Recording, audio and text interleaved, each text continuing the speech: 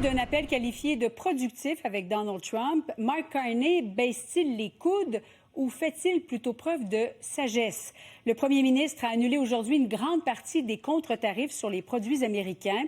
Cette décision surprise suffira-t-elle à réduire les tensions qui perdurent avec Washington? Olivier Ferron-Boissé.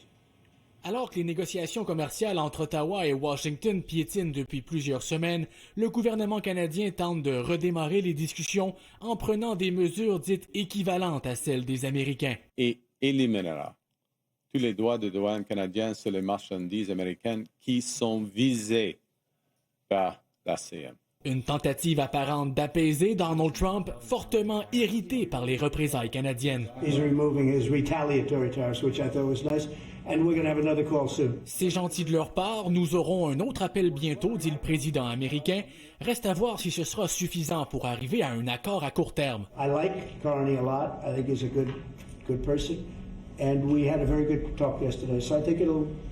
En ce qui concerne le temps, on verra. Ottawa a déjà fait des concessions en retirant la taxe sur les services numériques. Ce fut sans résultat.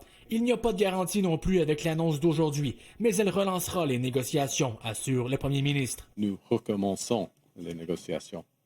On va intensifier les négociations. Mark Carney martèle que la position du Canada est la meilleure au monde grâce à l'accord Canada-États-Unis-Mexique qui nous procure des tarifs en moyenne inférieurs à ceux des autres pays. Il est important de faire tout ce que nous pouvons pour préserver l'unique avantage que nous avons. Les États-Unis nous accordent le meilleur accord commercial du monde. Le chef du Bloc québécois émet certaines réserves. 80% de nos exportations, à peu près, s'en vont vers les États-Unis. Donc, cette comparaison-là ne se fait pas. Et son calcul tient pas la route. Il dit, écoutez, je fais une moyenne entre tout ce qui est dans l'ACEUM et là où il y a des tarifs américains, puis j'arrive à 8%, on est meilleur que tout le monde. Pour sa part, le chef conservateur Pierre Poilievre reproche à Mark Carney de baisser les coudes sans résultat. Je m'attendais à entendre aujourd'hui des victoires pour le Canada. M. Carney continue de faire des concessions sans aucun gain.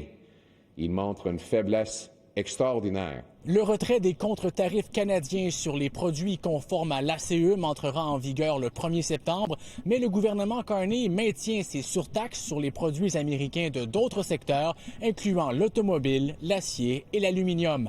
Olivier Ferron-Boissé, TVA Nouvelle, Ottawa.